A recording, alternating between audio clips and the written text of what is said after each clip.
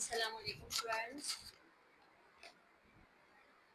Assalamu alaikum friends. How are you all friends? What's going on? Okay, I am Aisha Afzal and here I am the tutor of your students. We have discussed the chapter number 1 of first year. Khatabun Nabiyyin Hazrat Muhammad Mustafa sallallahu alaihi wasallam. Student, we have discussed the number of things in this chapter. Student, हम इसमें personalities के बारे में बात करेंगे. हज़रत मोहम्मद मुस्तफ़ा सल्लल्लाहु अलैहि वसल्लम की उन्होंने किस तरह जाए पैदाइश से लेकर किस तरह अपने मामलात जो है वो कैसा रोल रहा, कैसे मामलात रहे. हम हज़रत खदीजा रज़ियल्लाहु अन्हा के बारे में पढ़ेंगे. इसमें देखते हैं इस चैप्टर में और क्या क्या चीज़ें हैं, हम इसको डिस्कस करेंगे कि किस तरीके का उन्होंने पैगाम दिया, किस तरह की उनकी पर्सनालिटीज़ थी, किस तरह का उनका रोल था अपनी ज़िंदगी में, और हमारे लिए जो है वो मशरे राह है, हमें उन्हें कैसे अपनाना चाहिए. ये सारी चीज़ें इस चैप्टर में डिस्कस करेंगे. तो हम स्टार्ट करते हैं.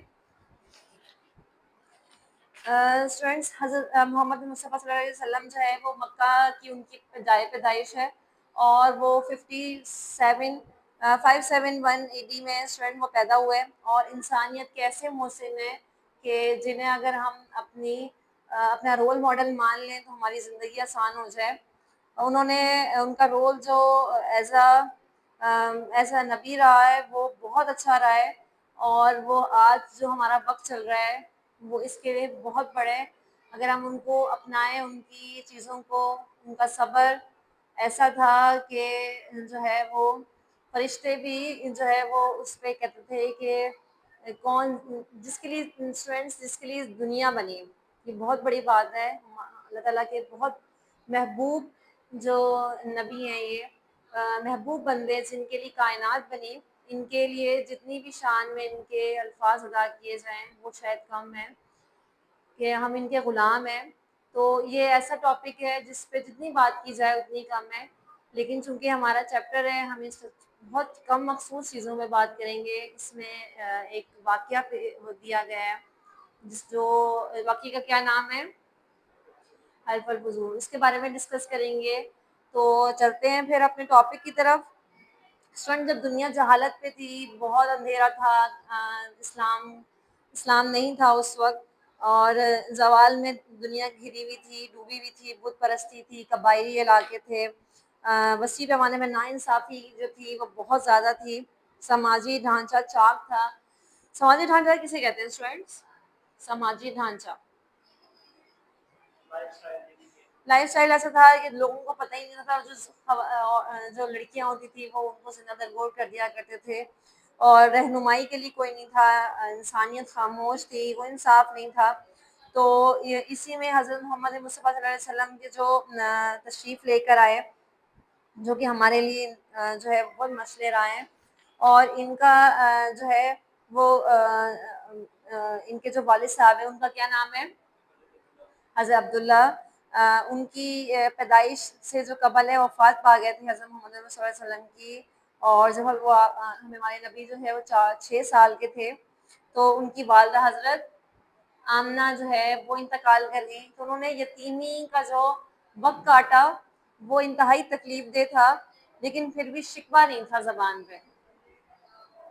इतनी कम उम्री में स्टूडेंट्स यतीम होने के जो है वो बात, आप सल्लल्लाहु अलैहि वसल्लम के जो दादा थे उनका दादे का क्या नाम था, हज़रत अबू मुत्तलिब.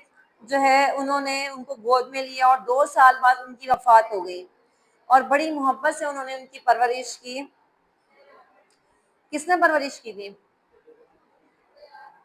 मुझे 2 साल बाद उनकी इंतकाल हो गए. फिर उनके चचा हज़रत अबू तालिब जो है उन्होंने उनकी परवरिश की, उनकी ज़िम्मेदारी ली, और जवानी तक साबित कदम जो है वो सर पे उनके साबित कदम रहे, सरपरस्ती उनकी इन्होंने अंजाम दी. स्टूडेंट्स, एक नौजवान के तौर पर उनका रोल था सच्चाई. अच्छा, अपनी कौन कौन सी क्वालिटीज़ थी उनकी जो हमें अपनानी चाहिए? वो किस वजह से मशहूर थे? सादा, बिल्कुल. और सादिकुल अमीन भी कहा जाता था. इंकिसारी, आजिज़ी और इंसाफ का जो तकाजा था, इंसाफ का ऐसा तकाजा था कि वो अपने घर वालों के उसमें भी इंसाफ से वो नहीं होते थे कि ये मेरे घर वाले हैं तो मैंने इनके साथ जो है और तरह का सलूक करना है. اور انہوں نے اپنی بیٹی کے بارے میں کچھ کہا تھا. چوری کے بارے میں کیا کہا تھا؟